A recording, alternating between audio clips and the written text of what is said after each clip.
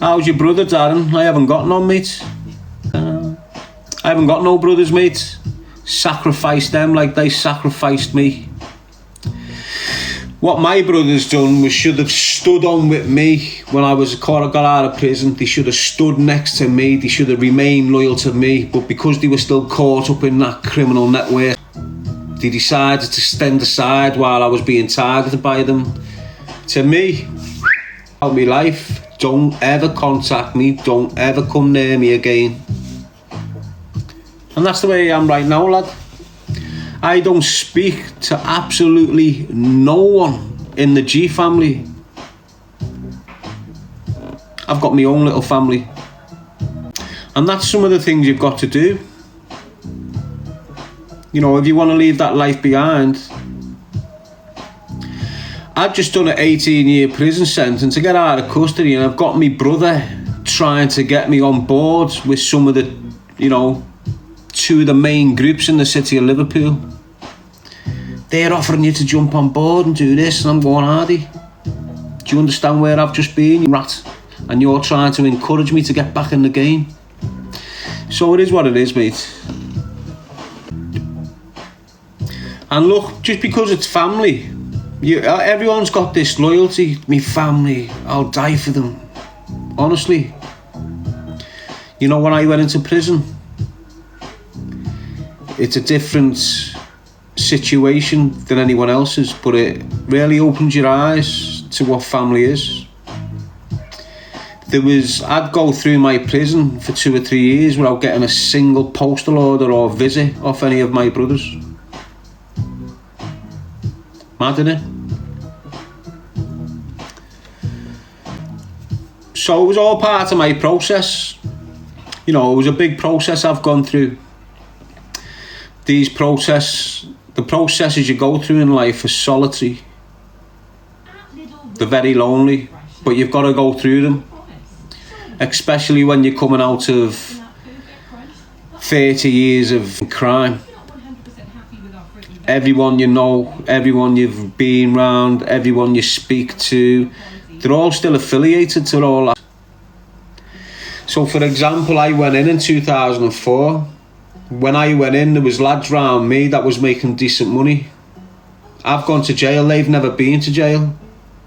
I get out of jail, and them lads that were making decent money are in the same place, doing the same, but they look stressed and ruined. Do you understand what I'm saying? They haven't progressed. They've stagnated. They might have had a bit of money and a nice car and spared, but they've gone nowhere in life, and they're not gonna go nowhere in life. Do you understand? So the first thing I started doing was saying to them, what are you doing with yourself, lad? Why haven't you got a job? You're not going nowhere. You might as well get a job and start a family. Some of them did. I got through to a few of them, you on it? But even then who we got through to, they were still surrounded by their associates. When they're going for a drink on a Saturday night, they're getting on the shite. And when they're on the shite, they're just, you know, they're still involved in all that, aren't they? So I done the best thing I could have done. I was sacrifice the people that were going to damage my life. Blood or water, it was relevant.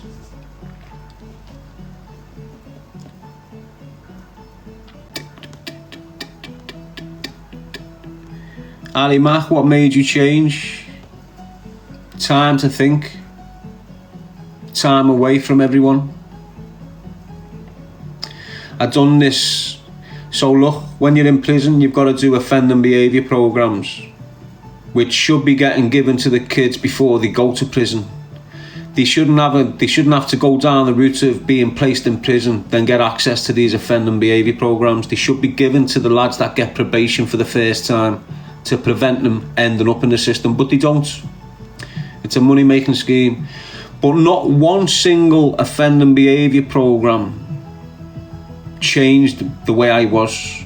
Not one. But when I went to a prison in 2008, Loudon Grange it was called, there was a Christian charity in there. And this Christian charity used to do a victim awareness course in the chapel, and it was called the sycamore tree. Now, normally I wouldn't consider victims in my crimes. You know, so what? It is what it is. I'm a victim myself. I don't care if I create victims. So I've just enrolled in it myself. I weren't ordered to do it. It weren't one of them where you've got to do it as part of the sentence plan. I just thought, you know what? I'm a Catholic. There's a thing happening in the church. I want to go and do it. So I went and done it. And it was called a sycamore tree, and it was about 8 weeks long, and you'd go 3 times a week, and it'll be about the impact of crime upon victims, okay? And that's where you might have heard me in your past speaking about the ripple effect. Right, so if you're not aware of the ripple effect, Google it, because it can work in negative ways and it can work in positive ways. And it's simply, look. So anyway, just let me finish this. So I go on to this course, and in this course, they had victims of crime coming in, and it didn't matter whether it was an aggravated burglary or a robbery or whatever, or the son had been killed. Victims would come in to the group and sit there and explain to the group how it felt for them as being a victim of the crime, and what it done to their life and what it done to their children and their siblings and so on and so forth. So it gives you a bit of a, you know, it helps you think a lot more about your actions and the consequences of your actions and the repercussions and the ripple effect of your actions. So within that course, what they done was they brought a big bucket of water in, right? Big massive bucket of water. And every offender that was on this course, they give 2 pebbles or a pebble out that big. And at a stage in this course, what they do, they'd have you stand up and throw the pebble into this bucket of water. And when you throw the pebble into this bucket of water, like you do in a lake, like you do in a pond, you throw a stone in it, it ripples. Okay? And what you do, you'd have to speak about your crime, and you'd throw the pebble in the water, then you'd explain the ripple effect. And basically what it is, if you throw a pebble into a pond or into a lake or into a bucket of water, you'll see that ripple effect. Now that pebble is your crime. You throw that pebble in, that's the crime. As I said before, it can work negative and positive, okay? This is the negative version. If you commit a crime, right? If you commit a crime on your estate and that crime reverberates through your estate, it ripples out. You know, the people who live on the estate are witnessing this, so they become victim, they get scared, they become feared. The individual the crime was committed against, whether it was a property, whether it was an individual, you know, it happens there, it ripples out, and it has a big effect on all sorts. Your families are victims, their families victims, the woman who lives over the road's a victim in this, and it spreads and causes this nasty vibration which lasts for years and years and years. And that's what the ripple effect is. So, without you understanding, every time I'm screaming about what I'm screaming about, it's having a ripple effect. It's having a ripple effect. Now, years ago, every time I was doing something, it was a negative ripple effect. I was spreading fear, confusion. You know, people were being hurt in mad ways, and it was creating a lot of victims. Now, when I'm throwing this pedal of choose a life, not a knife into the pond, it's having a ripple effect. And then vibrations are preventing people from becoming victims. And then vibrations help victims understand things a little bit better. Do you understand? So there's 2 ways you can use the ripple effect, but both of them have consequences to your actions. Both of them will affect people, but one will affect them in the wrong way and one will affect them in the good way. And I suggest, if you look at these ripple effects, what they do, they go out but then come back. They go out and then come back in to the point of contact. And it's the same. If you're doing the negative ripple effect. All that negativity will flush out, but eventually it'll come back in and settle around it. It's same with the positive ripple effect. You do something positive within your community, it'll vibrate out, and that positivity will come back into your space again. Trust me on that. So not many of the youth understand what the ripple effect is, and if they did before they went to prison, because look, you see the majority of these kids that are getting put in prison for mad violent crimes with firearms and knives, they always get a warning. They always get a few things that happen to them which they're not taking on board. Do you understand? Before I ever went to prison, I got dragged into a police station and got a caution. I got this happened to me, I got that happened to me, and then I never listened. I never took them warnings on board. They come to us all. Doesn't matter how they come to us. They come to us trying to make you think and change. If you ignore them, you end up in prison. And then when you're in prison, they give you these offending behaviour programmes. That I know, as someone that's been through the prison system, if I was given them offending behaviour programmes when I'd been bailed from the court for the first time and given a conditional discharge, it doesn't matter whether it was for offensive weapon or for weed. Do you understand? I know if I would have been placed on a offending behaviour programme on one of them conditional discharges, I would never have gone to prison.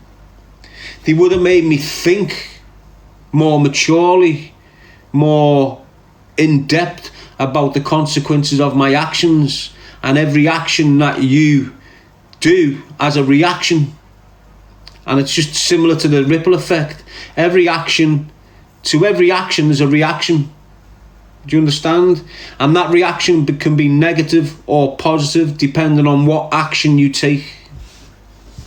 Does that make sense?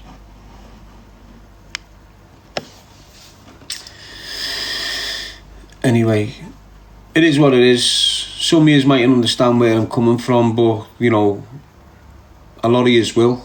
And that's what I'm about, that ripple effect. Hopefully you will speak to other people and speak about the ripple effect. And when you speak to them individuals, when they start to embrace what the ripple effect is all about, it may change the way they're moving. They may stop acting negative within our communities and start acting positive.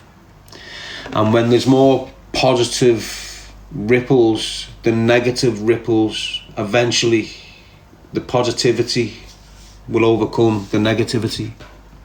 At the moment, there's just pure negative ripple effects going on, isn't there? Do you understand how many years it's going to take the city of Liverpool to get over the murder of young Olivia? Do you understand that the city of Liverpool haven't really recovered from the death of young Reece Jones? Do you understand? That's what I'm saying. You need to embrace what's going on.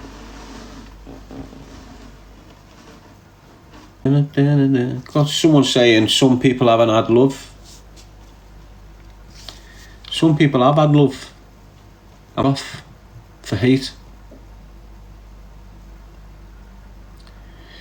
Some people are hated but do nothing but project love. Everyone's got love and hate within them. It's a fine balance, isn't it?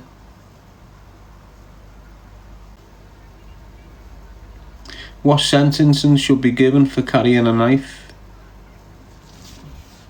It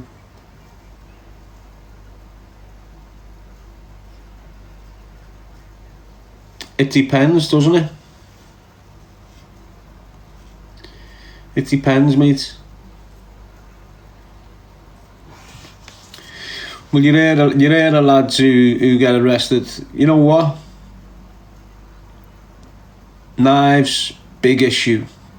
There's a lot of young people carrying them. There's a lot of old people carrying them. There's loads of reasons why individuals carry knives. I'm not speaking about working reasons. I'm speaking about safety reasons. I'm speaking about insecurities. You get young lads these days walking around with these big massive dogs because they're insecure. You get young lads walking around with knives on them because they're very insecure. If you're on an estate in certain parts of this country, you've got no choice but to have something on you, because violent crime is through the roof, and there's a lot of situations where knives are being used. A lot of these lads that go on to use a knife for serious violent crime, whether it's murder, section 20, section 18, have been arrested before in possession with a bladed article before they've gone on to be convicted for serious crimes with a knife. Not all of them, but the majority of them. To me, anyone who's had a warning or being cautioned for carrying a bladed article and being let off and haven't took that warning on board, like I was saying earlier on, the next time they're ever pulled with a knife or arrested with a knife, they need to get a mandatory 5 years. Now, what's happening there, what it conflicts with there is this: it's mandatory for a firearm of 5 years. Is that a deterrent for someone like Cashman running around your community with a firearm on him for 3 years? No, it's not. So what they say is, well, it's not fair. If you're getting 5 mandatory for a firearm, how can you give someone 5 mandatory for a blade? You need to adjust the sentencing laws to do with weapons and violent crime. I've been saying for about 4 or 5 years, anyone arrested with a firearm should be given straight 10. If there's any aggravating features, then you bang the years on top of the 10. Do you understand what I'm saying? And that's the way it's got to be. If, you know, not a lot of people will agree with me, because I'm probably upsetting a lot of criminals there. But the bottom line is, it should be mandatory 5 years at least for anyone that's carrying a knife on a second occasion. First occasion, you've had your warning, you should have done. You haven't took your warning, now you're doing a 5 for a little knife. What? Are you even considering to carry a firearm? You're getting a straight 10. No ifs or buts, no here or there, no mitigation. 10 straight. Doesn't matter what your age is. So what you're seeing now is they're rolling these new things out in 4 cities in the country to do with knife crime. And I believe they're bringing an age thing in. I think it's 16 can be searched. So all that's going to do is, I think it's 14 or 16, I'm not too sure. But all that's going to do is what it's done for decades and decades. So for example, if I'm a dealer 10 years ago, I know 10 years ago that the police could not charge that 13-year-old kid. I know that. So what I'll do is go, yo kid, bang that in your pocket for me. Don't worry, you can't be searched and you can't be charged if they do search you. So dealers would have little mules with them, knowing quite well they can't be touched if they're arrested. So this pilot that they're rolling out, and Liverpool's one of the cities that's going to be piloting it, where I think it's people over the age of 14 that's ever been involved in violent crime can be searched on the streets. Remember they stopped the stop and search thing? Now they've brought it in a little bit, and that's the recommendation. See, the 17-year-olds are going to give the kids under 14 the blades or the weapons to hold. That's all that's going to do, and it's going to drag more kids into, what lad, just bang that in your bag, I'll give you this. What lad, just put that in your bag, I'll give you a spliff, I'll give you some weed. Put it in your house, you can't be charged. Take that home with you for the night, mate. You can't be arrested or you can't be charged. But that's what they do. And that's what'll happen. It's just opening that floodgate again, just like it did years ago. which is unfortunate.